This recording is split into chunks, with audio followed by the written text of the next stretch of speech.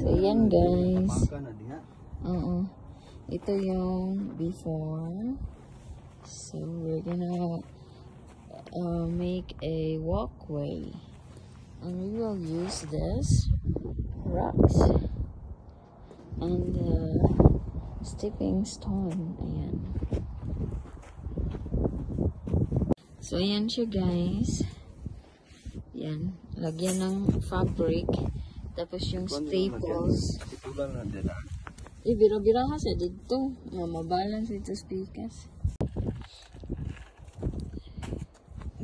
So, ayan guys. We're just done putting the fabric.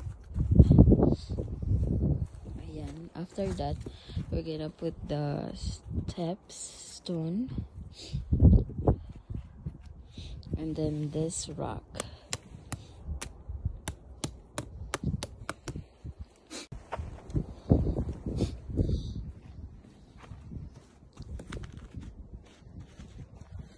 So yun guys, almost there.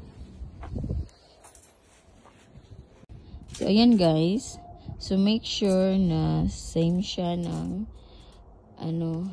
length niya para maganda tingnan. Kasi pag hindi same,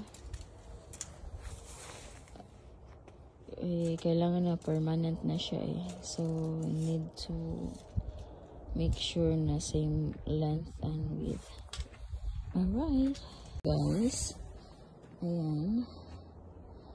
Ayan yung stepstone. Beaver yata to. Pero ito yung ginamit namin. Kasi mas cheaper siya.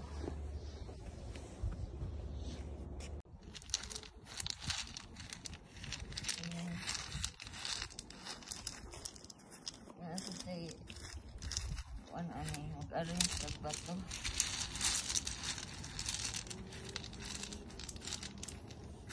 So, ayan guys. Need natin spread ng even para maganda tingnan.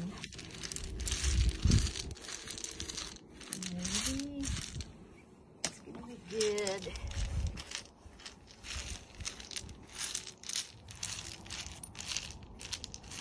Okay. Ayan guys, it's just time to put the rocks.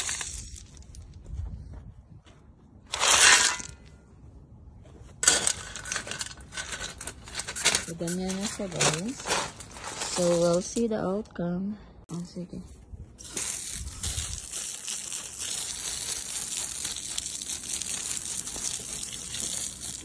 So, ayan guys. Isong na siya guys. I-shower mo siya guys para malinis tingnan. Ganyan siya guys.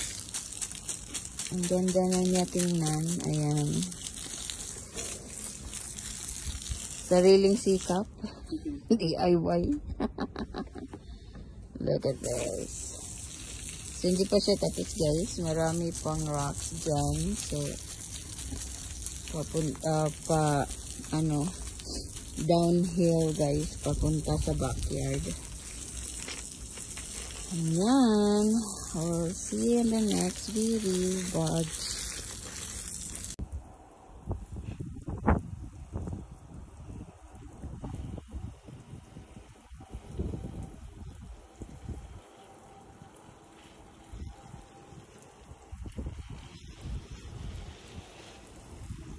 So now guys, we're almost there. Our DIY landscape.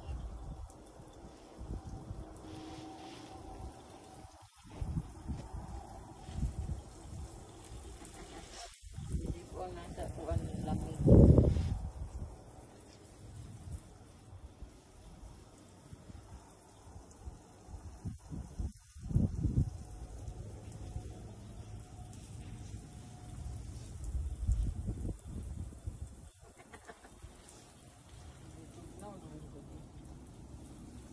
Story is there, high blood. Story.